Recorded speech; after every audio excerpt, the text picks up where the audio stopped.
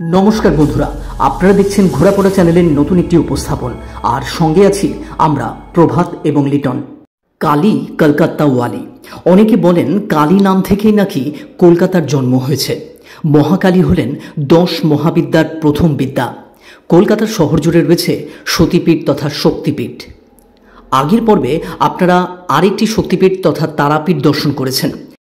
আপনি যদি মনে করেন অনেক দিন পর কালীঘাটে আসার প্ল্যান করছেন, তবে আজকের ভিডিওটা কিন্তু আপনাদের জন্য। এখন যদি আসেন তবে তো চিনতেই পারবেন না, কারণ কালীঘাট মন্দিরে অনেকটা সংস্কারের কাজ করা হয়েছে। এই ভিডিওতে আপনাদের পুরোটা আমি ঘুরিয়ে দেখাবো, তো দেখতে থাকুন। কলকাতা তো বটেই, গোটা ভারতের অন্যতম বিখ্যাত কালী মন্দির হল দক্ষিণ কলকাতার এই কালীঘাট মন্দির। কালীঘাট অঞ্চলের নামও হয়েছে বিখ্যাত এই কালীঘাট মন্দির থেকেই। প্রায় 2000 বছরেরও বেশি প্রাচীন এই মন্দিরের মধ্যে পড়েছিল সতীর ডান পায়ের আঙুল।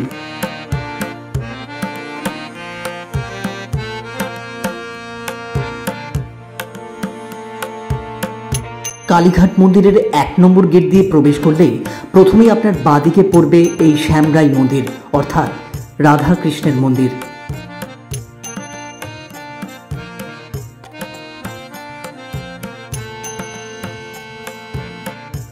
কালীঘাট মন্দিরের ইতিহাস সম্পর্কে জানা যায়, কোনো একদিন এক সাধু আদি গঙ্গার তীরে সন্ধ্যার আহ্নিক সেরে যখন ফিরছিলেন, তখন তার নজরে পড়েছিল এক আশ্চর্য আলোকদ্যুতি। সেই আলো কোথা থেকে আসছে তার অনুসন্ধান করতে গিয়ে কালীকুণ্ড পুকুরের তীরে দেবী কালিকার মুখের আদলে এক প্রস্তর খণ্ড এবং পায়ের আঙুল দেখতে পান সেই সাধু।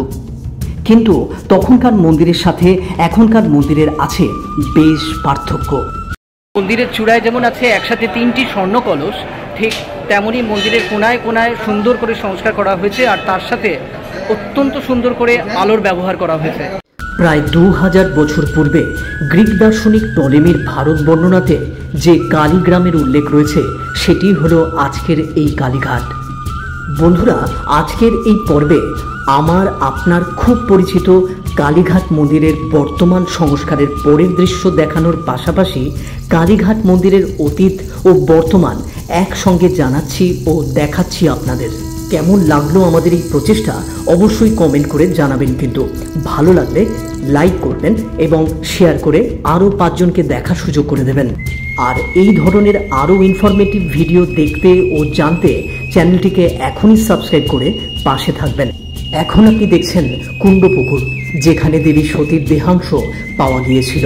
বর্তমানে এখানে সংস্কারের ফলে অত্যন্ত আকর্ষণীয় ও বর্ণোজ্জ্বল লাগলেও ভাবুন একবার, যখন এখানে দেবীর দেহাংশ পাওয়া যাচ্ছে তখন এই অঞ্চলে গভীর অরণ্য, চারিদিক ঘুটঘুটে অন্ধকার, তার মধ্যে এক আলোকদ্যুতি চোখে পড়ে সেই সাধুর। জানা যায় যেদিন দেবীর দেহাংশ পাওয়া গিয়েছিল সেই দিন ছিল স্নানযাত্রার দিন, অর্থাৎ জ্যৈষ্ঠ পূর্ণিমার দিন। আজও মহা সমারোহে এই দিনটি পালন করা হয় কালীঘাট মন্দিরে। প্রতি বছর স্নানযাত্রার দিন মন্দিরের দরজা বন্ধ করে চোখ বেঁধে কালী মূর্তি স্নান করানো হয়। দুর্গা, কালী, শ্যামা, রক্ষাকালী, ভদ্রকালী, দক্ষিণাকালী, গুজ্জকালী, শ্মশানকালী, আরও কত নামে এখানে মায়ের পুজো করা হয়। দীপান্বিতা অমাবস্যার দিন দেবী এখানে মহালক্ষ্মী রূপে পূজিতা হন। সারা বছর বিশেষ বিশেষ পুজোর দিন যেমন লক্ষ লক্ষ ভক্ত ভিড় করেন, তেমনি প্রতিদিনই মায়ের আশীর্বাদ নিতে হাজার হাজার ভক্তের সমাগম হয় কালীঘাটে। আর বর্তমানে এত সুন্দর করে সংস্কার করা হয়েছে মায়ের মন্দির ও পার্শ্ববর্তী জায়গাগুলো, যে ভিডিওতে দেখে আপনার যতটা না ভালো লাগছে তার থেকে অনেক বেশি ভালো লাগবে যখন আপনি সশরীরে উপলব্ধি ও অনুভব করবেন মায়ের মন্দির চত্বর। মন্দিরে প্রবেশের জন্য মোট 5টি প্রবেশদ্বার করা হয়েছে। এখন আপনি 2 নম্বর প্রবেশদ্বার দেখছেন, যেখান থেকে প্রবেশ করে বাঁ দিক দিয়ে লাইনে দাঁড়াতে পারেন মায়ের মন্দিরের গর্ভগৃহে প্রবেশ করার জন্য। কালীঘাট মন্দিরের প্রতিষ্ঠার ইতিহাস তথা জনশ্রুতি হিসেবে জানা যায়, আত্মারাম ব্রহ্মচারী নামক এক মাতৃসাধক একদা এখানে কালীর ধ্যান করেছিলেন। এরপর এক রাতে তিনি দেবীর কণ্ঠ শুনতে পান। তিনি যে বেদিতে বসে ধ্যান করেছিলেন সেটি ছিল ব্রহ্মবেদী।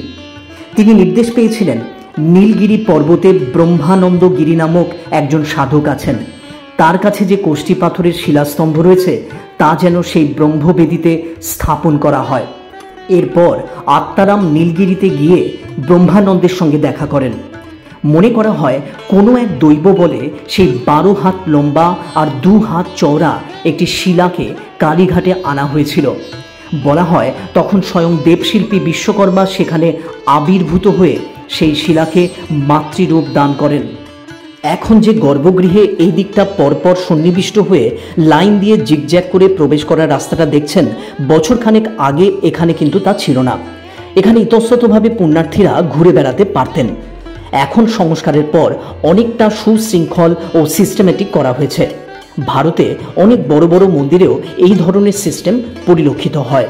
মন্দিরে প্রবেশ করতে যে 5টি প্রবেশদ্বার আছে, ঠিক তার সামনে, ডান দিকে, বাঁদিকে রয়েছে অসংখ্য ডালার দোকান। যে কোনো একটি দোকান থেকে আপনি ডালা সংগ্রহ করুন, আর আপনার পুরোহিত আপনি যখন লাইনে দাঁড়াবেন আপনার পুজো দেওয়া করাবে। তারপর ধীরে ধীরে লাইন এগোলে মায়ের দর্শন করে নিন। বর্তমানে এই কালীঘাট মন্দিরের উচ্চতা 90 ফুট। মন্দিরের উপরে রয়েছে 3টি কলস, একটি ত্রিশূল ও একটি ত্রিকোণা ধাতব পতাকা, যাতে ওম লিখিত আছে। এটা কিন্তু বর্তমান আধুনিক রূপ। আর বহু পূর্বে অর্থাৎ 1809 সালে বরিশার সাবর্ণ রায়চৌধুরী পরিবারের শিবনাথ চৌধুরী তার পুত্র রামলাল ও ভ্রাতুষ্পুত্র লক্ষ্মীকান্তের উদ্যোগে আদি গঙ্গার তীরে বর্তমান মন্দিরটি নির্মিত হয়েছিল। সেই সময় এই মন্দিরটি নির্মাণ করতে ব্যয় হয়েছিল 30,000 টাকা, আর সময় লেগেছিল প্রায় 8 বছর। সামনের নাট মন্দির তৈরি করে দিয়েছিলেন আমদুলের জমিদার কালীনাথ রায়। মন্দির সংলগ্ন জমিটির মোট আয়তন 1 বিঘে 11 কাটা 3 ছটাক। কালীঘাট মন্দিরের আশেপাশে এই ধরনের অসংখ্য দেবদেবীর মূর্তি পূজিত হয়। এখন যেটা দেখছেন এটি হলো কালীঘাট মন্দিরের মূল তোরণদ্বার। দক্ষিণেশ্বরের কালী মন্দিরের মতো কালীঘাটেও স্কাইওয়াক তৈরির কাজ চলছে। এই কাজটা হয়ে গেলে মন্দিরে পৌঁছানো আরও সহজ হয়ে যাবে। আজকের ভিডিওতে আপনি এই রাস্তাটার পাশাপাশি মহীশূর উদ্যান থেকে কালীঘাট যাওয়ার রাস্তা, অর্থাৎ দুটো রাস্তা দেখছেন। মহীশূর উদ্যানের ডিটেল ভিডিও আমাদের চ্যানেলে আছে। আপনি চাইলে ওপরে দেওয়া আই বাটনে ক্লিক করে অথবা ডেসক্রিপশন বক্সে দেওয়া লিঙ্কে গিয়ে সেই ভিডিওটা দেখে নিতে পারেন। মন্দিরের ঠিক বাইরে এই পরিসরে বাইক রাখার সুন্দর জায়গা করা হয়েছে। এই স্থান থেকে মন্দির ক্ষেত্র দেখতে এত সুন্দর লাগছে যে আগের সঙ্গে এখনকার অবস্থা আপনি কিছুতেই মেলাতে পারবেন না। বাইরে ডালার দোকানগুলোকে সুন্দর রূপ দেওয়া হয়েছে, আর তার সঙ্গে যথোপযুক্ত আলোর ব্যবহার পরিবেশটিকে আরও আকর্ষণীয় করে তুলেছে। এই রাস্তাটা ধরে একটু ভেতরের দিকে হাঁটলেই আপনি পৌঁছে যাবেন।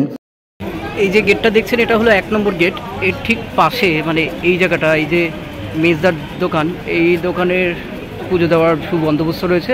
এই দোকানটির মতো আরও অনেক দোকান রয়েছে, কিন্তু এই দোকানটি হলো 1 নম্বর গেটের ঠিক পাশেই অবস্থিত। এখানে আপনি পুজো সামগ্রী ইত্যাদির কিনে ব্যাগপত্র, জুতো ইত্যাদি রেখে শুদ্ধ হয়ে পুজো দিয়ে নিতে পারেন। পুজো দেওয়া হয়ে গেলে 1 নম্বর গেটের ঠিক বিপরীত রাস্তা ধরে সোজা চলুন, আর একটু এই রাস্তাটা পের করেই মিনিট খানেক হাঁটলেই আপনি পৌঁছে যাবেন আদি গঙ্গার তীরে। মন্দিরের সঙ্গে সামঞ্জস্য রেখে বেশ সুন্দর করে সাজানো হয়েছে আদি গঙ্গার ঘাট। আদি গঙ্গার ওপরে ফুটব্রিজটাও বেশ সুন্দর করে সংস্কার করা হয়েছে। চলুন একবার সামনে থেকে দেখিয়ে আনি আপনাদের। পুজো দেওয়ার পর বাইরে বেরিয়ে দেখি ভোগ প্রসাদ বিতরণ করা হচ্ছে। আর আপনারা তো জানেনই, আমরা কোনো মন্দিরে গেলে আর সেখানে যদি ভোগ প্রসাদ দেওয়া হয় আমরা তা অবশ্যই গ্রহণ করি। আমাদের চ্যানেলে বহু মন্দিরে ভোগ প্রসাদের গ্রহণের ভিডিও ইতিমধ্যেই আপনারা হয়তো দেখেছেন। বাইরে দেবী বন্দনা ও নাম সংকীর্তনের এই দৃশ্যটিও ছিল চমৎকার। আর দেখুন, পুজো সামগ্রী ও ডালার দোকানগুলোর মাথায় কত সুন্দর করে বিভিন্ন দেবদেবীর প্রতিকৃতি আঁকা হয়েছে, এক কথায় অনবদ্য। আর সেই সঙ্গে বন্ধুরা, আজকের ভিডিওটা এই দৃশ্য দেখাবার পরেই শেষ করলাম। পরে দেখা হবে অন্য একটি নতুন ভিডিওতে। ততক্ষণ ভালো থাকুন, সুস্থ থাকুন আর ঘোরাপড়া পরিবারের সাথে যুক্ত থাকুন। ধন্যবাদ।